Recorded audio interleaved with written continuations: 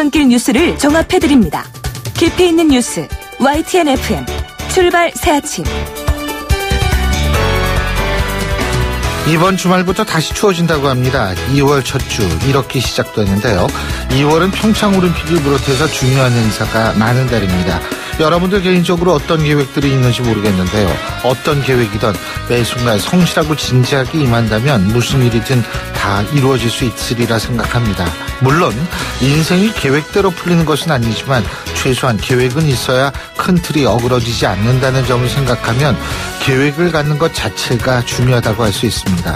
2월의 첫날 여러분들의 계획이 정확하게는 아니더라도 최소한 어느 정도 이루어지기를 바라는 이유도 거기에 있습니다.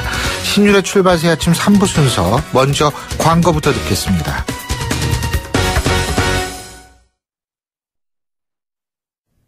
YTN 라디오 신율의 출발 새 아침. 새로운 미국의 시대, 아메리칸 드림. 트럼프 미국 대통령의 첫 국정연설은 강한 미국을 만들겠다는 의지로 가득 찼습니다. 또 북한의 핵 위협에 대해서는 최대의 압박 작전을 펼치고 있다. 이 점을 강조하기도 했는데요. 관련해서 국립외교원의 김현욱 교수 연결해서 자세한 얘기 들어보겠습니다. 교수님 안녕하세요. 네, 안녕하세요. 어제 트럼프 대통령의 연두 교서요. 어떻게 평가하십니까? 대체적으로 총평이요. 대체적으로 대통령다웠다고 봅니다. 내용도 상당히 잘 짜여져 있었고, 그리고 전에 유엔 총회연설에서처럼 쓸데없이 또 자극하는 그러한 또 말은 또 상당히 좀 피해서 톤다운 시켰고, CNN에서도 한 70%가 한 긍정적이라는 그러한 폴 조사가 나왔고요. 네. 이번에도 상당히 정책적인 면을 강조해서 인프라 건설, 경제, 이민, 무역, 안보 이러한 부분에서 자신의 어떤 업적을 강조하고 또 추후에 미국에서의 어떤 트럼프 정부의 정책을 잘 세워주지 않았느냐. 그 월스트리트 저널에서도 이날만큼은 대통령 나왔다. 이런 기사까지 나왔습니다. 근데 저도 어제 이거를 CNN을 통해서 봤는데 라이브로. 근데 제가 본 이유가 깜짝 놀랄 일이 얘기를 할 것이다. 이런 얘기가 CNN을 통해서 보도가 됐었잖아요. 네. 근데 어떻게 교수님께서 평가하실 때는 어제 그렇게 깜짝 놀랄 만한 그런 언급이 있었다고 보세요? 글쎄 대북 정책관에서는 저도 조금 실망스러웠어요. 예. 뭔가 소위 요새 나오는 코피 터트리기라든지 그러한 대북 군사 옵션이나 아주 강경한 초발언이 나올 걸로 저도 기대를 했었는데 나온 내용 보면 물론 이제 북한의 어떤 억압되는 그러한 위즘을 비판하고 또 북한의 핵미사일이 미국에 조만간 위협이 된다. 그래서 지금까지 해왔던 강한 그러한 최대한의 압박 정책을 펴겠다. 이러한 기존의 대북 정책은 분명하게 밝혔지만 기존의 거하고 특별하게 달라진 그러한 정책은 저도 못 봤습니다. 예. 그러니까 어제 그래서 아마 상당히 많은 분들이 주목을 했을 것 같은데 그럼에도 불구하고 원래 미국 대통령 연두 교서 발표할 때에는 사람들을 초청하지 않습니까? 그죠? 네. 어제 보면 오토 원비어 부모님들도 갔고 탈북하신 분 있죠? 그분이 지성호 씨죠. 예.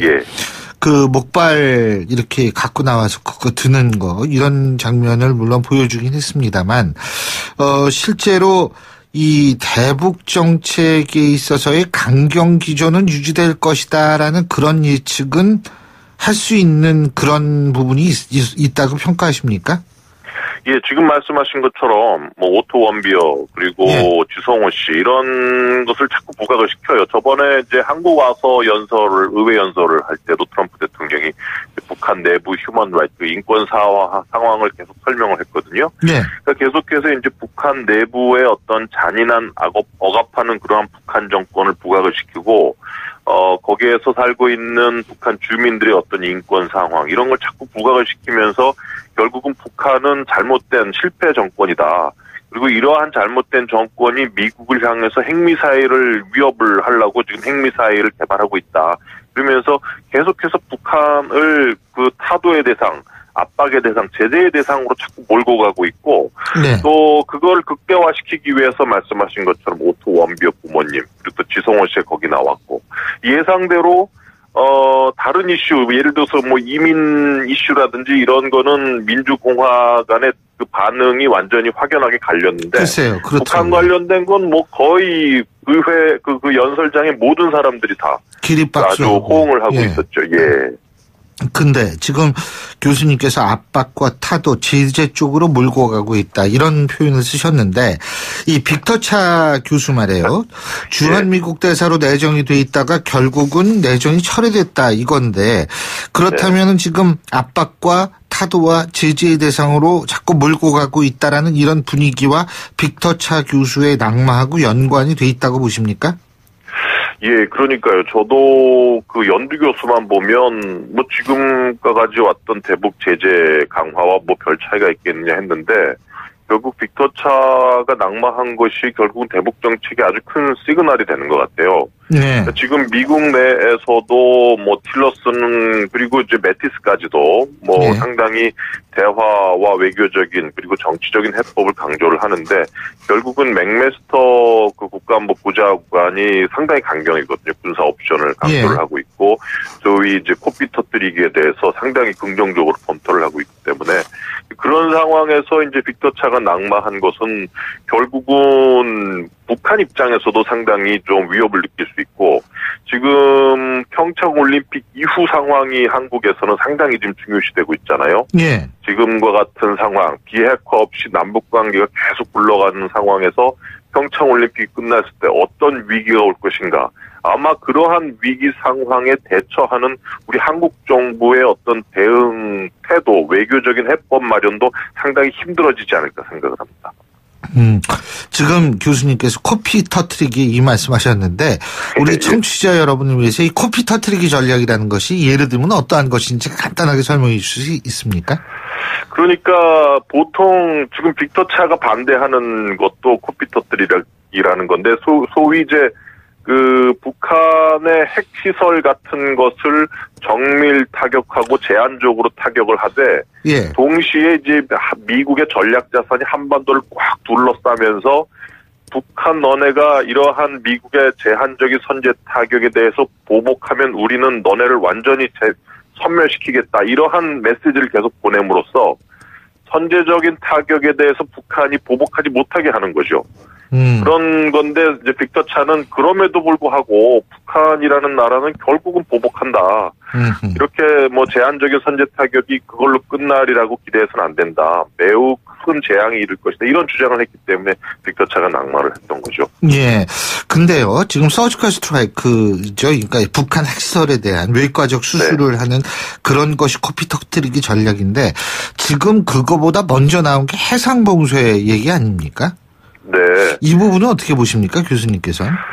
근데 이제 지금 계속해서 이제 미국이 이건 뭐 해상봉쇄 같은 경우는 이제 독자적 제재안으로 계속 나오고 있는 얘기인데, 이전에 이제 조지 부시 때처럼 그 미국 관련 동맹국들과 함께 해상봉쇄를 취하겠다는 거예요. 그러니까, 결국 이제 제재를 점점 강화해 나가는 것 중에 하나 나온 것이 이제 해상봉쇄인데, 그 소위 해상에서 이제 북한의 선박을 검색하고 금지하겠다, 좀 인정을 하겠다는 건데 여기에 북한이 제대로 응하지 않으면 군사력까지 동원해서 이제 봉쇄를 하겠다는 것이거든요.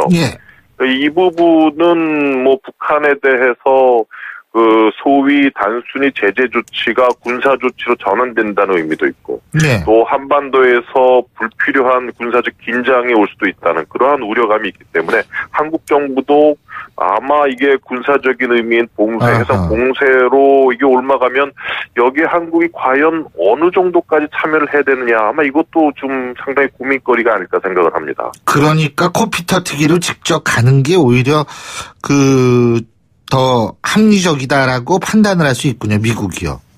미국 입장에서는 지금 뭐 폼페오와 CIA 국장도 얘기했지만 몇 달 안 남았다 그랬거든요. 그러니까 이제 장거리 핵미사일 개발이 완료가 되면 미국으로서는 본토 위협도 힘들어지고 동맹국들에 대해서 안보를 제공할 수 있다는 미국이 제공할 수 있겠느냐 이러한 의구심도 한국과 일본에서 생길 수 있기 때문에 이거를 레드라인으로 지금 설정해 놓고 있는 거죠. 그래서 이 레드라인, 북한이 장거리 핵미사일 개발을 완료하기 전에 뭔가 이걸 멈추기 위한 결정타를 날려야 되는데 이게 소위 코피 터뜨리기라는 이제 군사적 옵션을 지금 계속 강구하고 있는 겁니다.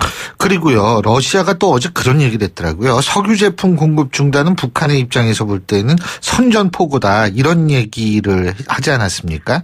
네. 이 부분은 어떻게 보십니까? 지금의 정세와 관련하고 미국의 입장과 관련해서요. 글쎄, 근데 저는 러시아가 이런 말을 할 자격이 있나 싶어요. 왜냐면 중국 같은 경우는 바로 옆에 북한이 있고 석유 제품을 중국에게 제공하는 거를 중단했을 경우에 북한의 내부적으로 힘든 상황, 소위 컨틴전시 상황, 상당히 힘든 상황까지 올 수 있기 때문에 이러한 여파는 중국에게도 영향을 주기 때문에 중국은 이러한 얘기를 할 수 있는 자격이 있는데, 러시아는 솔직히 한반도 북한에서 어떤 급변 사태가 난다고 하더라도 직접적인 영향을 받는 국가는 아니에요. 근데 어쨌든 간에 석유 제품을 공급을 끊는다면 계속해서 이런 제재가 힘든 상황에서 아무래도 북한 정권이 상당히 경제적으로 힘들어지겠고, 북한 정권을 소위 고립시키는, 한쪽으로 모는 그러한 상황을 만들기 때문에 결국은 북한이 갑자기 예상 못했던 군사적 도발 행위를 할 수 있다. 상당히 위험하다. 그런 의미를 가지고 있다고 보입니다. 예. 그래서 지금 어쨌든 어제 이 트럼프 대통령의 이 연두 교서를 이렇게 볼 때에는 결국 미국의 방향성은 강경 쪽으로 갈 수밖에 없다. 이렇게 봐도 무방하군요. 예. 지금 상황에서는 북한은 거의 그쪽으로 자리를 잡은 것 같아요. 예. 그러니까 작년 4월 대북 정책의 리뷰를 마쳤을 때의 대북 정책은 맥시멈 프레셔 인게이지먼트, 최대한의 압박과 개입이었는데, 이제 개입 얘기는 꺼내지도 않아요. 그냥 맥시멈 프레셔 얘기만 하고 있고, 어쨌든 과거처럼 연두교서에서 나왔던 것처럼 과거 정권의 실패를 되풀이하지 않겠다. 그러면서 결국은 강한 제재를 통해서 북한을 옥죄서 비핵화의 대화로 손들고 나오게 만들겠다, 이건데, 이게 지금 너무 입장차가 견고하기 때문에 북한은 그럼에도 불구하고 핵 보유 가겠다는 거고, 미국은 절대 핵 보유 인정 못하겠고 이걸 비핵화를 위해서 계속 강하게 나가겠다는 거니까 포스트 평창 올림픽 이후에 이전보다는 더 큰 긴장 상태, 위기 상태가 올 것 같아서 아마 그런 부분이 상당히 우려스럽습니다. 하나만 더 간단하게 여쭙겠습니다. 그런 미국의 입장이 있는데 지금 주한미국 대사는 1년 정도 공백 상태 아닙니까? 그죠? 네. 이런 것과 이게 연결시켜서 어떤 해석이 가능합니까? 이게 보통 그러면 대사를 빨리 임명해야 되는 거 아닌가? 이런 얘기 할 수 있는 거 아니에요?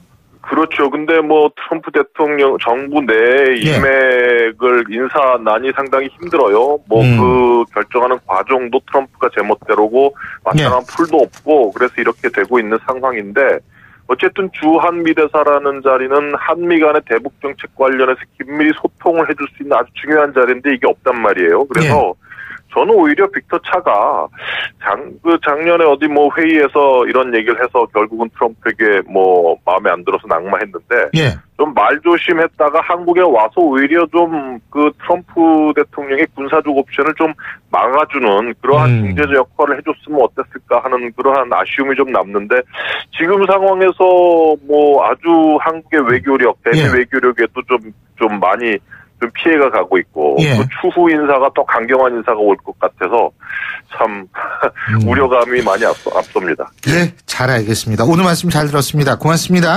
네, 감사합니다. 지금까지 국립외교원의 김현욱 교수였고요. 신율의 출발 새 아침 3부 순서 여기서 줄입니다. 잠시 뒤 4부에서 뵙겠습니다. 날카로운 분석, 내일을 보는 시선, 신율의 출발 새 아침. 신율의 출발새 아침 4부 순서, 먼저 광고부터 듣겠습니다. 목요일 아침입니다. 모처럼 그다지 그렇게 막 엄청나게 춥지도 않고요. 또 날씨도 쾌청한 편에 속하기 때문에 여러분들 어떤 계획을 갖고 계신지 궁금한 그런 하루인데요. 자, 교통 상황 그럼 어떨까요? 8시 28분 44초 지나고 있습니다. 박화영 캐스터. 네, 신일의 출발새 아침 교통정보입니다. 강변북로가 일산에서 구리 쪽으로 꾸준하게 차가 많은 가운데 조금 전에 사고가 났습니다. 성수대교와 영동대교 사이 1차로에 사고가 나서 뒤쪽으로 여파를 좀 받고 있는데요. 성수대교와 영동대교 지나기 어렵습니다. 이전으로는 성산대교에서 동작대교까지 긴 구간 정체되고 있고요. 동부간선도로가 도심 쪽으로 가는 길 상계교에서 월계 1교 이후로 장안교에서 강변북로 쪽으로 내려서는 길 밀립니다. 서남 지역에서는 국회대로 인천 시계에서 경인고속도로 입구까지 밀리고요. 경인도는 서울교에서 물레동 사거리, 거리공원 입구에서 영등포역까지 반대 방향으로 더딥니다. 신일의 출발새 아침 교통정보였습니다. YTN 라디오 신율의 출발 새 아침.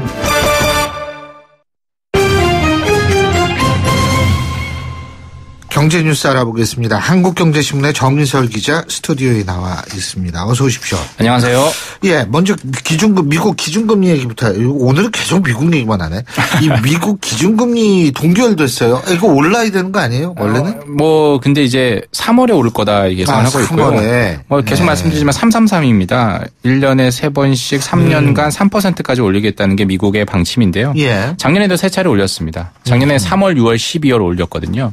올해도 아마 그렇게 갈 것 같아요. 항상 그래서 3월이면 뭐가 되느냐. 지금 후임 연준 의장이죠. 제롬 파월 현 연준 이사가 이제 의장이 되는데 그 첫 이제 FOMC 연방준비제도 그 공개시장위원회가 열려요. 그때 아마 올리지 않을까 예상을 하는데요.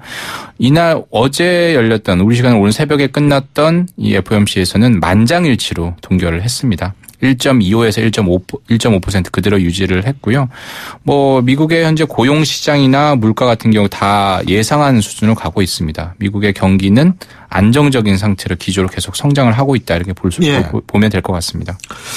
자, 그러니까 우리도 또 오르긴 오르겠네요, 금리가.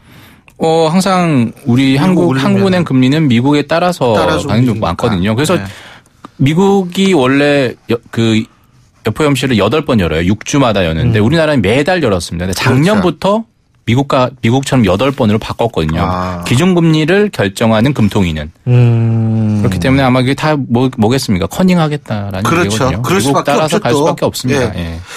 자, 그리고 삼성전자 주식 이거 몇 주만 갖고 있으면 부의 상징이었었는데. 그렇죠. 액면분할하네요. 예, 제가 교수님께 선물 하나 드리겠습니다. 삼성전자 주식 선물하겠습니다. 옛날에 한 주만 줘도 200만 원이 넘었는데. 300만 원까지 갈 때도 있었잖아요. 270만 넘던. 근데 지금은 아니고요. 제가 5월 중순에 제가 선물 드릴게요. 5만 원짜리를 받기죠. 네. 액면 분할 50분의 1로 액면가를 낮춘 거죠. 원래 5천 원인데 100원이 되는 거고요. 어제 주가 기준으로 보면 249만 5천 원으로 거래가 끝났는데요. 이게 주총 지나서 5월 중순쯤에 액면 분할 작업이 끝나면 현 주가 기준대로 하면 5만 원 정도가 되지 않겠냐라는 거고요. 주식 수도 늘어나요. 1억 2천만 주인데요. 지금은 64억 주, 거의 60배 이상 많아집니다. 잘게 쪼개가지고 많이 나눠주겠다는 겁니다. 그래서 황제주가 국민주로 변했다. 그래서 개미들이 접근할 수 있도록 문턱을 낮췄다. 그러니까 아파트로 치자면 100평이 넘는 강남 아파트 아무나 못 살잖아요. 그렇죠. 특히 일부만 살잖아요. 이걸 한두 평짜리 침대만 놓을 수 있는 게스트하우스로 개조한 거다. 이렇게 보시면 됩니다. 그러니까 이해가 확 돼요. 그러니까 저는 1층, 2층 침대 다 나눠가지고 다 많이 들어갈 수 있게 해준다는 거죠. 이게 예전에 일각 언론에서는 이제 이재용 부회장 2심 선고를 앞두고 한 일종의 그런 작업이다. 이렇게 보는 시각도 있는데요. 예전부터 이건희 회장이 삼성전자를 국민기업으로 만들겠다라는 그 청사진에 이게 들어가 있어요. 삼성전자 주가가 너무 올라가니까. 왜냐 항상 삼성전자 주식은 기관하고 외국인이 사고 그렇죠. 하이닉스 주식은 개미의 대표주로 유명했었는데 삼성전자 주식도 일반 국민들이 좀 살 수 있게 바꾼다라는 거죠. 5월 중순에. 맞습니다. 자, 그리고 시공순위 13위인 호반건설, 3위인 대우건설을 인수했는데 새우가 고래를 먹었다. 제목이 다 그거더라고요. 맞습니다. 다들 담아보기 있죠. 항상 대우건설 인수 작업은 이런 얘기가 나와요. 새우가 고래를 먹었다. 소화불량이다. 승자의 저주다. 그만큼 대우건설이 상징하는 의미한 우리나라 건설회사 건설업계에서 의미하는 그게 상당히 크기 때문에 그런데요. 지금 그 호반건설은 시공순위로 하면 13위 2조 4천억 원 정도의 작년 기준 시공평가액이 대우건설은 8조가 넘습니다. 3위인데요. 이게 과연 가능할까? 일단은 작업은 우산협상 대상자로 호반건설이 선정이 됐고요. 7월께 매각 절차를 끝낸다라는 게 현재 그 대우건설의 대주주인 산업은행의 지금 계획입니다. 아, 그렇군요. 근데 헐값 매각 의혹이 있다고 그러는데 이건 무슨 얘기예요? 이게 무슨 얘기냐면 일 몰아주려고 이렇게 싸게 파는 거다라는 거예요. 이제 작년 10월 기준에 대우건설 주가가 7,150원인데 예. 31일 어제 종가는 6,200원이에요. 아. 그동안 대우건설에 쏟아부은 돈이 3조 원 넘는데 겨우 그 원가의 절반 수준으로 회사를 되파는 것 아니냐. 헐값 매각이다. 특혜 논란이다 이거죠. 게다가 이제 정치적으로 해석을 하자면 예. 호반건설은 호자. 그게 호수지만 이게 호남 기업이거든요. 그러니까 그 호남 지역에서 시작된 그룹이에요. 예전에 대우건설을 인수했다가 정말 힘들었던 금호그룹도 호남 기업이잖아요. 그래서 이게 정권하고 좀 연관되는 것 아니냐 이런 의혹이 있는 거죠. 산업은행 설명은 다르잖아요. 대주주인 산업은행 같은 경우에는 여러 가지 장치를 넣었다는 거죠. 지분 10%는 2년 뒤에 넘기는 걸로 해가지고 주가가 오르면 오히려 남는 장사다. 졸속 매각은 아니다라는 건데 지금 이제 그 노조나 이런 데서는 되게 강하게 반발하고 있죠. 대우건설 항상 그 M&A를 하고 나면 이 큰 기업이 작은 기업에 인수당하면 항상 이런 비판이 있습니다. 특히 직원들이나 노조에서 이렇게 예. 비판을 하는데요. 향후에 이제 호반건설이 금호그룹이 대우건설 인수했던 것처럼 아닌 승자의 저주가 아닌 소화불량이 아닌 순탄하게 갈지는 앞으로 계속 지금 지켜봐야 될 것 같습니다. 자, 그리고 이 금융감독원이 지금 은행들 채용비리 계속 이 조사하고 있는데 채용비리 정황이 드러난 5개 은행을 검찰에 고발했어요. 금융감독원도 그렇고 정부도 그렇고 원스트라이크 아웃 하겠다는 거잖아요. 이 채용비리가 원스트라이크 아웃 해야죠. 당연히. 동시에 채용비리가 나오면 그 금융회사의 CEO를 해임할 수 있는 절차 건의할 수 있도록 하겠다는 거군요. 이 5개 은행을 이미 적발을 했는데 그 은행 이름을 안 밝혔어요. 근데 어제 밝힌 거죠. 다 공통점이 뭐냐면 한글과 영문에 섞여 있는 것들을 다 보십니다. KEB 하나, 예. KB 국민, DGB 대구, BNK 부산, JB 광주. 그러네요. 신한은행 뭐 이런 우리은행 안 들어가 있습니다. 그러니까 영문을 싫어하는 것 같아요. 영어를. 근데 아예 영어로 돼 있는 은행도 안 들어갔네요. 그렇죠. 아예 그러니까 7개 은행은 안 들어가고 그렇죠. 영어와 한국을 섞어놓은. 그래서 채용비리가 났는지 모르겠어요. 이제 5개 은행을 검찰에 고발했고요. 이제 중요한 거는 이제 이걸로 끝나겠냐라는 거죠. 이제 이런저런 채용비리가 나타나서 검찰에서 수사하고 이광구 우리은행장처럼 검찰 수사망에 오를 수 있다라는 거죠. 가장 근데 관심이 가는 것 하나은행이라고 그러는데 왜 그런 거예요? 하나금융이죠. 하나은행. 왜냐하면 김정태 하나금융회장 선임될 때 금감원과 금융당국과 하나은행 간에 기싸움이 있었잖아요. 예.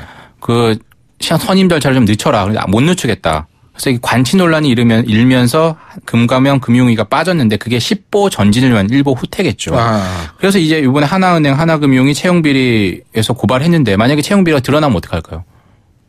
최고 경영자가 김정태 회장이고 당시 하나은행장을 겸임하고 그 관련이 있을 수 있잖아요. 그러면 해임까지 갈 수 있는 거 아니냐 이런 전망을 해볼 수가 있는 거죠. 그래서 가만히 있지 않겠다라는 걸 보여준 예고편이 아닌가 이렇게 생각이 됩니다. 어쨌든 이 채용비리는 이건 진짜 공정성, 특히 노력하는 젊은이들의 힘을 완전히 빼고 희망을 짓밟아버리는 일이기 때문에 철저하게 이거는 좀 규명이 돼야 됩니다. 자, 어제가 신총부채 상환 비율, 그러니까 신 DTI 신 첫날이었었는데, 그죠? 아까 우상호 전 원내대표하고도 인터뷰할 때 이 얘기를 하더라고요. 그래서 이거 잘 되면은 또 부동산 값도 잡을 수 있다, 부동산. 근데 분위기가 어땠어요, 어제? 이 대출 잡는다고 부동산 시장이 잡힐지는 모르겠는데요. 일단 이 신총부채 상환비율, 신 DTI라는 거는 DT 할 때 T를 담보로 생각하시면 되는데 담보대출을 잡는 겁니다. 그러니까 기존에 이미 받은 대출에 대해서는 이자만 대출 한도에 환산을 했는데 어제부터는 원금까지 기존에 받았던 대출의 원금까지 원리금 다 합해가지고 이제 대출 한도를 감안하니까 한도가 쭉 줄어드는 거죠. 그런데 다만 이게 이렇게 되면 현재 거의 대출을 받아야 되는데 대출을 못 받게 되는 뭐 사회 초년생이라든지 신혼부부들 같은 경우는 대출을 한다고 확 줄을 수가 있잖아요. 그래서 미래 소득을 인정해 주는 게 있어요. 그래서 신혼부부나 뭐 사회 초년생들은 지금보다 대출이 늘 거다라고 기사를 썼습니다. 많은 기자들이 언론에 썼는데 실제로 어제 보니까 그렇지 않다라는 거죠. 실제로 그러니까 은행들이 다 이제 몸조심을 하는 거죠. 신혼부부들도 보면 뭐 비정규직 같은 경우는 만약에 정규직 전환할 수 있다 그러면 연봉이 확 올라갈 것 같아서 대출 한도가 늘 수가 있는데 정규직은 임금 인상률 기대치가 높지 않으니까 한도를 늘려줄 수 없다라는 게 은행 창구에 있는 직원들의 답변이라는 거예요. 그래서 신혼부부는 늘 것으로 보는데 안 늘 수도 있다라는 거고요. 그리고 이제 많이 관심을 갖고 있는 현재 대출이 있는데 또 추가 대출 받으려고 하는 사람들은 많게는 현재 기존 1월 31일 이전의 대출 한도에 비해서 10분의 1 정도로 줄어들 것으로 봤고요. 예. 어제 제가 며칠 전에 얘기했지만 신혼부부의 기준은 결혼한 지 7년 이하인 사람이 신혼부부라고 하고요. 5년 이하로 보는 것도 있습니다. 아니 근데 뭐 사랑의 시효는 몇 년이다 이런 얘기를 하는데 교수님은 아직도 신혼이시고. 아니 물론 네. 방송에서 그렇게 말씀하셔야 되잖아요. 예. 근데 진짜 뭐 신혼 그렇게 오래 국가에서 또 생각해 주면 좋죠. 예. 자, 그리고 초대형 가상화폐 사기범이 붙잡혔다 그러는데 이 사람은 뭐 하는 사람이에요? 정말 전 사기꾼인데요. 이게 처음이 아니라고 하는데요. 마모 씨인데 비트코인 뒤에 뭐 꼬리표가 붙는 가상화폐들 많잖아요. 비트코인도 있고 비트코인 캐시, 있고. 비트코인 골드 이런 게 있으니까 비트코인 붙으면 다 좋겠다라고 하는 거죠. 앞에 해지 비트코인이라고 했습니다. 비트코인 위험하니까 해지할 수 있는 비트코인 이렇게 생각을 하는 거죠. 예. 많이 지금 속아 넘어갔죠. 2015년부터 2016년 10월까지 무려 35,974명이 투자를 했다라고 하고요. 6개월 만에 원금 2배 돌려주겠다. 가상화폐가 조금 뜨기 시작하는 초창기에 이렇게 많이 몰렸고요. 그래서 결국에 1,500억 원 이상의 사기를 당했는데 필리핀 가서 무장 한 사람들 경호원들 그 사람들에서 안 잡혔어요. 근데 두테르테 대통령 되면서 이 총기 규제가 강해졌잖아요. 호텔 들어가면 총기를 못 들고 들어가요. 예. 그때를 틈타서 검거를 했다라고 하는데 중요한 건 피해 보신 분들 다시 보상을 돌려받을 수 있을까 하는데 그건 제 앞으로 좀 봐야 되겠죠. 예, 오늘 말씀 잘 들었습니다. 고맙습니다. 감사합니다. 예, 지금까지 한국경제신문의 정인설 기자였습니다.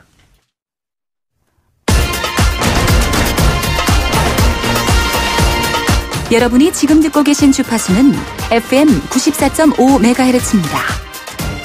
YTN 뉴스 FM.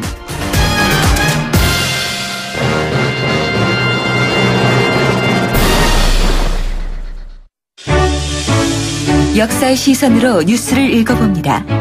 히스토리 뉴스.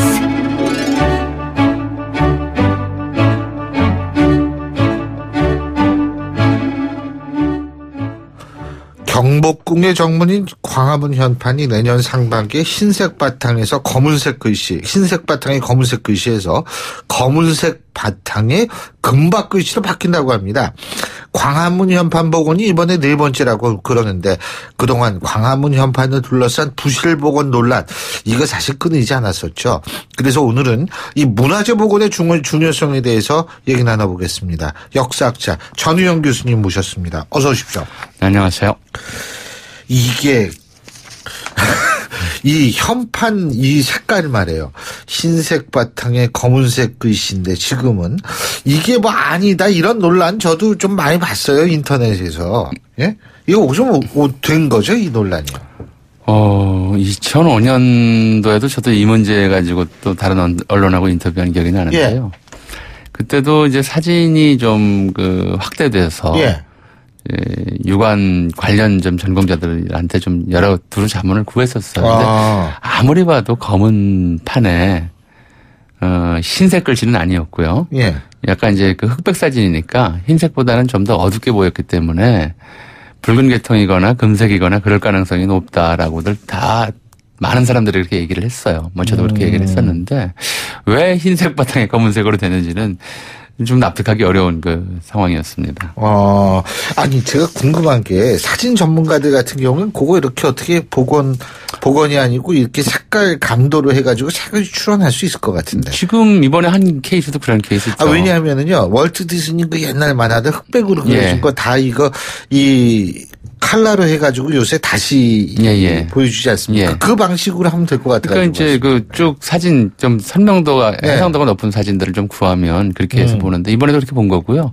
뭐 이제 문화재청 쪽 얘기로는 새로 발굴된 사진이 상태가 좀 더 좋아서 그걸 토대로 이제 자세히 좀 그 전문가들에 의뢰해서 검증을 해봤더니 검은판에 이제 금색 글씨였던 게 맞다라고 이제 최종 결론을 내리고 원형대로 바꾸겠다고 결정을 한 거죠. 근데 그 전에 사진은 사실은 이제 조선고족도보라든가 다른 이제 그 일제강점기 사진책들이라든가 이런 걸 통해서 봐왔기 때문에 글쎄요, 뭐, 아무리 봐도 제가 봤을 때도 검은판이었던 것 같은데, 뭐, 그늘이 지고 어떻게 해가지고 그걸 흰판에 검은 글씨로 이제 결정을, 했던 거죠. 근데 이번에 좀 잘못을 인정한 거니까, 뭐, 그렇게 가야죠, 뭐. 근데 이 광화문 현판이 4번째라며, 이번이 바뀌는 게. 뭐, 굳이 말하면 그렇게 되죠. 그러니까 처음에 이제 광화문이라고 하는 것이 처음에 조선 초에 경복궁의 정문으로 만들어졌고요. 그때 현판이 걸렸고요. 그러니까 임진왜란 때 이게 불타버려서 없어져 버렸고요. 대원군대 중건하면서 이제 현판을 새로 걸어단 것이 지금의 글씨인 거죠, 원래는. 그게 이제 첫 번째고요. 그 다음에 이제 일제강점기에는 광화문이 본래는 헐려고 했었는데 일본인들조차도 이 조선의 대표적인 문화유산 중에 하나인데 저걸 허는 것은 뭐 좀 자기들의 표현이죠. 이롭지 않다 이거죠. 문화민족으로서는 수치다. 이제 문화민족. 이렇게 얘기를 하니까 조선총독부를 건립하면서 이 광화문을 헐지는 않고 그대로 들어다가 이제 건춘문 북쪽 지금 치면 이제 국립민속박물관 정문쯤에 해당하는 위치로 옮겨놨었어요. 그 상태로 옮겨져 있다가 6.25 전쟁 중에 폭격을 맞아서 이번에 또 이제 물루가 다 부서져 버렸죠. 물루가 부서지고 석축도 많이 좀 손상이 됐었고요. 그래서 그 없어진 것을 1968년도에 이제 박정희 대통령이 광화문 복원 사업을 했는데 말은 복원인데 복원이 아니었고요. 새로 지었죠. 옮겨다 한다고 하면서 철근 콘크리트 건물을 새로 지었어요. 석조 건물이 아니라. 근데 콘크리트인데 많은 분들이 이제 그게 마치 석조 건물인 것처럼 오해를 할 만큼 철근 콘크리트, 그러니까 석조를 모방한 철근 콘크리트 건물로는 잘 지은 거였었죠. 그리고 거기다가 그 대학 건물도 왜 겉으로만 돌 같은 거 붙이는 거 그런 식이다 이거죠. 거기에다가 이제 본인의 친필 글씨로 그때는 이제 검은판에 흰 글씨였습니다. 본인의 친필 글씨 한글로 광화문 이제 왼쪽에서 오른쪽으로 쓰는 글씨로 이렇게 써서 붙였던 게 이게 두 번째 현판이었었고요. 그게 이제 결국은 1995년도 이제 조선 총독부 청사 철거하고 광화문 전면 복원에 나서기 시작했죠. 나서면서 걸었던 것이 세 번째. 이제 그거는 원래 글씨를 사진 보고 추정을 해서 했는데 흰판에 검은 글씨가 됐던 것이고요. 그리고 이번이 이제 하게 되면 네 번째가 되는 거죠. 근데 이번 지난번에 광화문 바꿀 때요. 지금은 콘크리트 아니에요? 네, 지금 새로 다 졌습니다. 새로 다 졌어요. 다진 거예요. 그러니까 이거는 복원은 아니고요. 조선시대식 개념으로 하면은 중건쯤 되고요. 문화재적 관점에서 본다면은 모형을 새로 지은 것이라고 하는 것이 차라리 맞을 겁니다. 모형을 새로 지은 것이다. 자, 그러면 제가 여쭤볼게. 숭례문은 어떻습니까? 국보 1호인데. 그러니까 숭례문도 굉장히 좀 논란이 많았죠. 일단 국보 1호라고 하는 그 번호는 뭐 청취자분들께 굳이 말씀드리자면 기억하지 않는 게 좋아요. 이건 주민등록번호랑 똑같은 거거든요. 그러니까 국보의 번호를 어떻게 매기냐면 중요도에 따라 매기는 게 아니에요. 그게 그렇다고 그러더라고요. 원래 일제강점기에 매긴 데서 출발을 했었는데요. 일제강점기에는 이제 경기도부터 시작을 해가지고 각도로 내려가면서 이제 경성부로 치면 경성부 청사에서 가까운 순으로 1, 2, 3, 4번을 3번을 매겼고요. 그 다음에 경기도, 그 다음에 충청도 이런 식으로 번호를 매겼거든요. 지역별로 이렇게 번호를 매긴 거라서 주민등록번호랑 비슷해요. 주민등록번호 숫자가 좀 앞자리라고 해가지고 중요한 인물은 아니잖아요. 그렇죠. 그래서 국보에는 가치가 좀 다 무상의 가치이기 때문에 가치 순서가 없다고 좀 얘기해 주셨으면 좋겠고요. 다만 이제 그 논란, 불이 탔으니까 이게 국보 자격을 잃은 것 아니냐 이런 논란이 좀 있었죠. 근데, 사실 이제 국보 1호라는 상징성이 지금 뭐 번호가 중요한 건 아님에도 불구하고 사람들이 중요하다고 생각하고 국보 1호만 기억을 하니까요. 제가 다니면서 이제 뭐 좀 농담처럼 그러니까 강의장터나 대중강연 같은 데서 이렇게 여쭤봐요. 국보 1호가 뭔지 아십니까? 그러면 한 90% 이상이 다 아시죠. 2월은 뭔지 아십니까? 그러면 그 반으로 줄어요. 3월은요. 그럼 그 반의 반도 안 되고요. 예. 4호 하는 사람은 열에 하나 될까 말까 하는 정도 같아요. 그만큼 이제 국보 번호가 미치는 영향이 커서 그 상징성 때문에 이제 고민을 많이 했었죠. 근데 일단 6축이라고 불리는 이제 석재 부분은 좀 멀쩡했고요. 목재들도 다 탔지만 그래도 일부 좀 그 건진 게 있어서 그 목재를 활용해서 재건축했으니까 국보 자리에서 빼지는 말자. 이렇게 돼버린 거죠. 뭐 여기에 대해서는 여러 이견들이 있을 수가 있죠. 뭐 저도 이게 좀 국보 자격을 가졌다고 봐야 되나 좀 이제 의심스러운 부분이 없지는 않습니다만은 그렇게 해서 이제 국보로 남아 있는 겁니다. 근데 그 돌 부분은 그러니까 타질 않으니까 그 예. 부분은 계속 다 살렸다 이 말씀이시죠. 그렇죠. 그리고 이제 목재도 안 탄 것들은 원래 위치에다 재활용을 했다. 이게 이제 문화재청의 얘기입니다. 예, 그걸 뭐라고 표현? 부분 보물이라고 그래야 되나요? 어떻게 해야 되나요? 그런 건 없죠, 뭐. 예. 근데 그 익산 미륵사지 석탑도 이게 지금 복원이 된 겁니까, 이것도? 일제강점기에 이제 많이 그 당시에는 문화재 보수, 복원이 아니라 보수죠. 보수, 이건 보수예요, 그러니까? 네, 보수 기술 자체가 좀, 미숙해서. 석조 건축물들, 이렇게 석탑 같은 것들 이렇게 세우는 거잖아요. 균열이 생기면 무너질 위험이 있으니까 균열 부위를 막아야 되는데, 그거를 막기가 좀 어렵고 귀찮으니까 시멘트 콘크리트를 발라버렸어요. 그런 게 한둘이 아니죠. 뭐, 경주에 있는 분황사탑도 그렇고요. 이런 것들도 이제 그런데. 네, 이제 요거는 좀 다행스럽게도 콘크리트 한번 붙으면 떼내기 굉장히 어렵거든요. 그걸 떼낼 수 있을 정도라서 몇 년에 걸쳐서 떼내서 했던 건데요. 근데 뭐 차제에, 좀 말씀드리고 싶은 게 그런 거예요. 예, 우리가 너무 복원이라는 말을 흔하게 써요. 그렇죠. 복원이라는 건 불가능해요. 그렇겠죠. 엄밀히 말하면. 문화재를 어떻게 다시. 문화재 예컨대 뭐 치료라든가, 근데 사람으로 치자면 심하게 다쳤을 때 뭐 이제 부목을 내가지고 뭐 이렇게 뭐 깁스를 한다고 그러잖아요. 그렇게 해서 걸을 수 있게 하든가 목발을 짚게 한다든가 더 심하면 이제 의족 이런 것들을 쓰잖아요. 근데 의족을 썼다고 해가지고 세 다리가 생겼다거나 멀쩡해졌다거나 그러지는 않지 않습니까? 건조물 문화재 복원이라고 하는 것도 복원이 사실은 가능한 건 아니고요. 보수, 그다음에 이제 수복 또는 이제 비슷한 걸 새로 세우는 거. 수복은 서울 수복이에요. 그것처럼 이제 보수를 해서 원래 모습에 가깝게 되돌린다라는 거죠. 고쳐서 보수해서 원래 모습에 가깝게 돌리는 정도. 이건 가능하지. 그러니까 숭례문 불탔을 때도 방화범이 그런 식의 별명을 했어요. 문화재는 복원하면 되지 않느냐. 이게 새로 짓는 걸 복원이라고 생각을 하는 거죠.